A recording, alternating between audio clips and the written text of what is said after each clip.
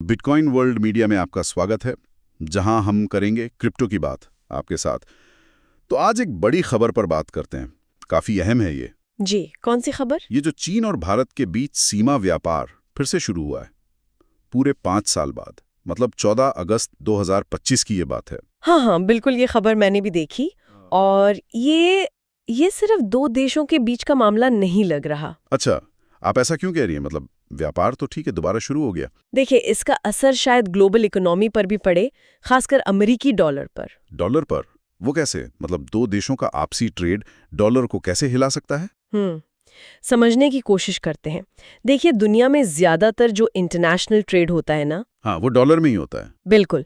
तो जब दो बड़ी इकोनॉमी जैसे भारत और चीन आपस में ट्रेड के लिए मान लीजिए डॉलर का इस्तेमाल कम करने लगे या करने की सोचें भी, हाँ। तो इंटरनेशनल लेवल पर डॉलर की मांग थोड़ी थोड़ी तो कम होगी ना। हाँ, ये बात तो है। बिल्कुल सही। वो अपने लोएस्ट लेवल के पास है, और जब डॉलर कमजोर होता है या ऐसी बातें होती हैं डी डॉलरीकरण की, तो निवेशक कुछ और ढूंढते हैं पैसा लगाने के लिए। एग्जैक्टली। पहले लोग सोने में जाते थे, वो सबसे सेफ माना जाता था। हाँ, सोना। पर पिछले कुछ सालों में बिटकॉइन एक बहुत बड़े दावेदार की तरह सामने आया है। अच्छा, वही जिसे लोग डिजिटल सोना भी कहने लगे हैं आजकल। जी हाँ, डिजिटल गोल्ड। पर क्यों? मतलब इसे सोने से क्यों कंपेयर करते हैं? देखिए, कुछ लोगों का मानना है कि जैसे सोना लिमिटेड है ना दुनिया में, हाँ, उसकी सप्लाई लिमिटेड है। वैसे ही बिटकॉइन की भी सप्लाई लिमिटेड है, और ये किसी सरकार के कंट्रोल में नहीं है।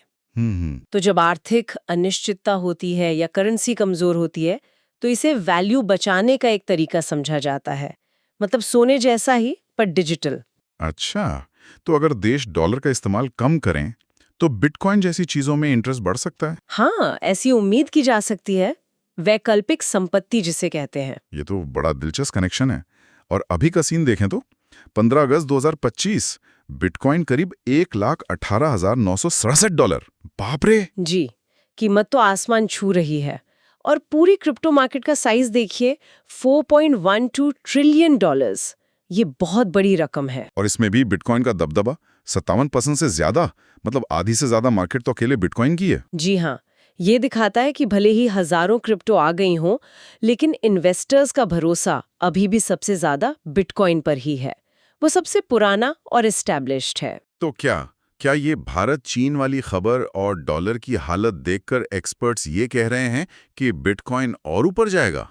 मैंने कहीं पढ़ा था, कोई दिल्ली यूनिवर्सिटी की प्रोफेसर हैं डॉक्टर अन्या शर्मा और इन्वेस्को के जॉन स्मिथ, वो लोग $1.25 तक का अंदाजा लगा रहे हैं। हाँ, ऐसी बातें चल रही हैं।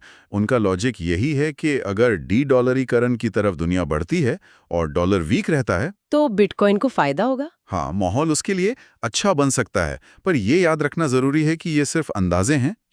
बिटकॉइन मार्केट बहुत वॉलेटाइल है। हाँ, वो तो है। मतलब पक्का कुछ नहीं कह सकते। बिल्कुल नहीं।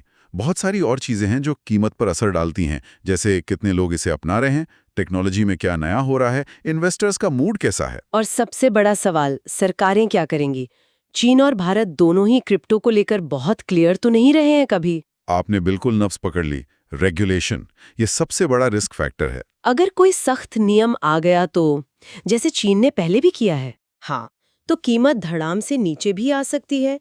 सरकारें कभी भी टैक्स लगा सकती हैं, ट्रेडिंग रोक सकती हैं, और ये भी मत भूलिए कि ये देश अपनी खुद की डिजिटल करेंसी, वो सीबीडीसी जिसे कहते हैं, सेंट्रल बैंक डिजिटल करेंसी, उस पर भी काम कर रहे हैं। हो सकता है भविष्य में वो आपस में ट्रेड के लिए सीबीडीसी इस्तेमाल करें, जो बिटकॉइन जैसी प्राइवेट क्रिप्टो के लिए अच्छा ना हो, तो रिस्क तो है ही। बिल्कुल। तो फिर आते हैं उस सवाल पर जो शायद बहुत से लोग सोच रहे होंगे। क्वेश्चन, इतनी ऊंची कीमत है अभी $118,966, और ये सब खबरें भी हैं, तो क्या इस टाइम बिटकॉइन खरीदना ठीक है? आंसर, देखिए, ये बहुत मुश्किल सवाल है और इसका जवाब सबके लिए एक नहीं हो सकता। पहली बात, कीमत वाकई बहुत ज्यादा है, ऐतिहासिक रूप से ऊंची। हाँ। कुछ इंडिकेटर हैं जो कह रहे हैं कि और बढ़ सकती है, पर कुछ ऐसे भी हैं जो करेक्शन, मतलब गिरावट की तरफ इशारा कर रहे हैं।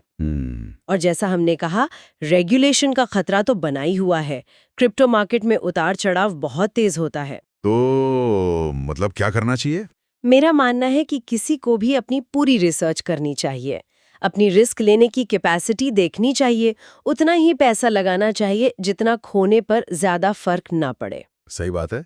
सारी जमा पूंजी लगा देना तो बेवकूफ़ी होगी। बिल्कुल, सोच समझकर थोड़ा थोड़ा और अपनी क्षमता देख कर ही फैसला लेना चाहिए। आंख बंद करके भीड़ के पीछे नहीं भागना चाहिए। बहुत सही सलाह। तो चलिए आज की बातचीत को यहाँ रोकते हैं और सुनने वालों के लिए एक सवाल छोड़ जाते हैं। जरूर। आपको क्या लगता है, क्या भविष्य में देश आपस में व्यापार के लिए डॉलर की बजाय बिटकॉइन जैसे डिजिटल करेंसी का ज़्यादा इस्तेमाल करेंगे, या फिर सरकारें अपनी खुद की डिजिटल करेंसी मतलब CBDCs को आगे बढ़ाएंगे? सोचिएगा ज़रूर इस पर। डेली न्यूज़ की जानकारी के लिए हमारे चैनल को सब्सक्राइब कर लें। जल्दी मिलते हैं एक नए टॉपिक के साथ। धन्यवाद।